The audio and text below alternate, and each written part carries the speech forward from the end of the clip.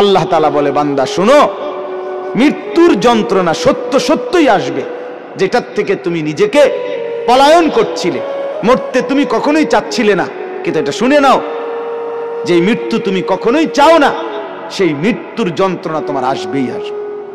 সাকরাতুল মউত, হাত্তাকে এমনকি আল্লাহর নবী সাল্লাল্লাহু আলাইহি সাল্লাম পর্যন্ত ইন্তেকালের পূর্বে নবীজি হাদিসে স্পষ্ট আছে, আম্মা জান আয়েশা বলছেন, নবীজি সাল্লাল্লাহু আলাইহি সাল্লাম একটা বাটির মধ্যে পানি দিছে, আর নিজের পবিত্র ডান হাত মোবারক দিয়ে হাত দিয়া এই বাটির পানির মধ্যে চুবাইতেছিলেন, আর কপালের ঘাম মুছতেছিলেন নবীজি, আর বলতেছিলেন, লা ইলাহা ইল্লাল্লাহ ইন্না লিল মাউতি সাকারাত, আল্লাহ আপনি ছাড়া আর কোনো ইলাহ নাই, আহা মৃত্যুর তো বড়ই যন্ত্রণা।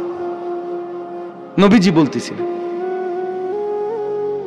খুদ রাসূল বলতেছে, যার কষ্ট হওয়ার কোনো কারণ নাই, শুধু আল্লাহ তাআলা দেখাচ্ছিলেন, বন্ধু আপনার উম্মতের হালাত কেমন হয়। নবীজি বলতেছিলেন, হায় মৃত্যুর তো বড় যন্ত্রণা। হযরত ফাতেমা রাদিয়াল্লাহু তাআলা আনহা, ওই হাদিসে আছে, ফাতেমা রাদিয়াল্লাহু তাআলা আনহা তখন কাঁদতেছিলেন, নবীজির মেয়ে, আর কাঁদতে কাঁদতে বলতেছিলেন, ওয়া কারাবাহ ইয়া আবাতা, আরবীয় আফসোসের বাক্য, হায় আমার আব্বা, না জানি আপনার কি কষ্ট হচ্ছে। আল্লাহর নবীর সাথে সাথে বলছে, লা ইয়া ফাতেমা, না না ফাতেমা, কষ্ট হচ্ছে না, লাইসা আলা আবিকাল কারব বাদা হাদাল ইয়াউমি আবাদা। সুবহানাল্লাহ। বললেন নবী, ফাতেমা শোনো, আজকে তোমার বাবার জিন্দেগীর কষ্ট সমাপ্ত হচ্ছে, আজকের পরে আর তোমার বাবার কোনো কষ্ট থাকবে না। 23 বছর আমি দিবানিশি মেহনত করছি, কষ্ট করছি, কাঁদছি, চোখের পানি ফেলছি, পাথরের আঘাত সয়েছি, পেটে পাথর বেঁধেছি, ক্ষুধার কষ্ট, দান দান শহীদ করেছি, সারা দেহ রক্তাক্ত হয়েছে, আমার অনেক কষ্ট হয়েছে, ঠিক মতো ঘুমাই নাই, ঠিক মতো খানা খাই নাই, ঠিক মতো রাত্রিতে বিশ্রাম করি নাই, বিবিরে সময় দেই নাই, পরিবারকে সময় দেই নাই। এটা বলতে পারবে না এবারে নবীরে ভালোবাসে, এবারে গাইল্লায় অন্য করে। আমার খুব হাসি আসে, জানে কি জবাব দিত এগুলারে, কি তো জবাব দিব, মেয়ে কি জন্য জবাব দিব? মৃত্যু তো খুব দ্রুত, আজ না হয় কাল, এবছর না হয় সে বছর, মরতে তো হবেই, আখিরাতে তো যেতেই হবে, কোনো সন্দেহ নেই। এজন্য বলতেছিলাম, আল্লাহর নবী সাল্লাল্লাহু আলাইহি ওয়াসাল্লাম বললেন যে আজকের পর থেকে তোমার বাবার আর কষ্ট থাকবে না। আমার বলার উদ্দেশ্য হলো সাকরাতুল মউত, মৃত্যুর যন্ত্রণা, প্রত্যেককে মৃত্যুর পূর্ব মুহূর্তে মৃত্যুর যন্ত্রণা সইতে হয়, ভীষণ যন্ত্রণা, ভীষণ ভীষণ। কিন্তু ঈমানদার সেই যন্ত্রণার মধ্যেই মজা পায়, মৃত্যুর সেই যন্ত্রণার মধ্যেই আনন্দ পায়। ঝাল তো খুব হয়েছে, কিন্তু স্বাদও তো লাগতেছে, ঠিকই না বলেন? শীতকালীন তরকারি তো ঝাল হইছে, বাকি শীতের ঠান্ডার মধ্যে শীত ঝাল তরকারি খাইতে মজাও তো পাচ্ছে, ঠিক এরকম মৃত্যুর যন্ত্রণা হইতেছে ঠিক, কিন্তু এই যন্ত্রণা মনে যেন চিরে ভিড়ে যাচ্ছে, কিন্তু ঈমানদারের দিল খুশি, কিছুক্ষণের মধ্যেই আমি আমার মাওলার জান্নাত দেখতে পাবো। এটা তখন তাকে সব কষ্ট ভুলায় দেয়, সব কষ্ট ভুলায়।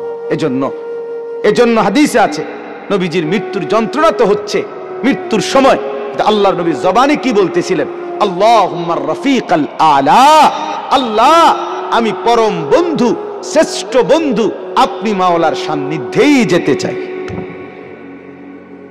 তার মানে যেন আল্লাহ তাআলা বুঝাইছেন, বন্ধু মরবেনও না, তা আমাকে আর পাবেন কেমন, মরতে তো হবেই, আসতে তো হবেই আমার কাছে। একটা মজার উদাহরণ শুনেন, আমরা কিতাবে পড়ছি, ইব্রাহিম আলাইহিস সালাম, ওনাকে মালাকুল মউত আজরাইল ওনার জান কবজ করার জন্য আসছে। তা আসার পরে আজরাইল জি বলছে, হে আল্লাহর নবী ইব্রাহিম, আমি আসছি আপনার জান কবজ করতে, আপনি যাবেন? ইব্রাহিম আলাইহিস সালাম তখন মালাকুল মউত আজরাইলকে বলছে, আজরাইল কি বললা এটা? আচ্ছা তুমি আল্লাহকে একটা কথা জিজ্ঞেস করো, গিয়া যাও, একটা প্রশ্ন আমার, বলছে কি বলেন?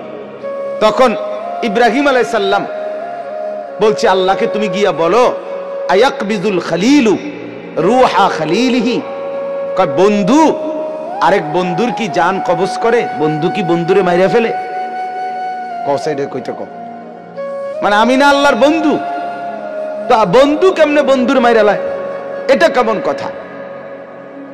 আজরাইল গেছেন, আল্লাহ তাআলাকে শুনাইছেন, আল্লাহ তো শুনছেই, তো আল্লাহকে বলছে রব্বুল আলামিন ইব্রাহিম তো এটা বলছে, কি বলতাম? তো আল্লাহ তাআলা ফেরত আরেকটা কথা বলছে যে আজরাইল তুমি গিয়ে এটা বলো ইব্রাহিমকে। এবার দেখো কি কয়। আজরাইল আসছে, আয়েশা বলতেছে আল্লাহ বলছে আপনাকে জবাবে আয়াকরাহুল খলিলু লিকা খলিলিহি, বন্ধু কি বন্ধুর সাক্ষাৎ পেতে চায় না? বন্ধু কি বন্ধুর মোলাকাত পছন্দ করছে না? বন্ধুর সাক্ষাতে যাবেন না? ইব্রাহিম আলাইহিস সালাম সাথে সাথে বুঝে ফেলছে, হায় আচ্ছা তো আসলে মৃত্যু না, এটা তো আমারে মেরে ফেলা না, এটা তো আমার রূহ কবজ না, বরং আমাকে তো আমার মাওলার সাথে মিলায়া দেওয়া। তখন সাথে সাথে উনি বলছে ইকবিদ রূহি আল আন ইয়া মালাকাল মউত, হে আজরাইল মালাকুল মউত, এখন আমার রূহ কবজ করো, আমি বন্ধুর কাছেই যেতে চাই। তাহলে সাকরাতুল মউত, মৃত্যুর যন্ত্রণা সহজ হয়, লাঘব হয়, আসানি হয় যদি কোনো মৃত্যু পথযাত্রী মুমূর্ষ ব্যক্তির সামনে সূরা ইয়াসিন তেলাওয়াত করে। আমার বাপ সুন্নত, সুন্নত মৃত্যুর আগে, মৃত্যুর পূর্ব মুহূর্তে কোন বান্দার জন্য কোরআন থেকে পড়া, এটাই হলো মূলত সুন্নত, এটাই সুন্নত। মৃত্যুবরণ করবার পরে পড়া এটা সুন্নত না, এটা সুন্নত না। মৃত্যুবরণ করার আগে পড়া সুন্নত। এরপরে বলে তো কখনোই পড়ানো না, সেটা হলো স্বাভাবিকভাবে আমার আব্বার জন্য আমি দোয়া করব, তার জন্য কোরআনুল কারীম পড়ে পড়ে দোয়া করা, সেটা তো হলো সব সময়ের আমল আমার। কিন্তু এটাকে একটা রসম বানায় নেওয়া, নির্দিষ্ট নিয়ম বানায় নেওয়া, মরছেন তো এইবার 10 জন দিয়ে এবার নির্ধারিত পদ্ধতিতে নির্দিষ্ট এই সময়ের ভিতরেই পড়াইতেই হবে, দোয়া পড়াইতেই হবে, খতম পড়াইতেই হবে, এর মাধ্যমে তাকে কবরবাসীর বা মৃত ব্যক্তিটার উপকার পৌঁছাইতেই হবে। এখন এভাবেই, এটাই নিয়ম, এটাই সিস্টেম, এটা সুন্নত না। এটা কি না বলেন না? সুন্নত না, সুন্নত নয়। আপনি বলবেন, আপনারা বলবেন এই জন্য এগরে ওয়াহাবি কয়, শেষ পর্যন্ত কথা শুনবেন, এটা কয় দেখবা যেই কোনো কিছুতে এরা উল্টাটা কয়। আসলে উল্টাটা চলতে চলতে এখন বারোটা উল্টা হয়ে গেছে,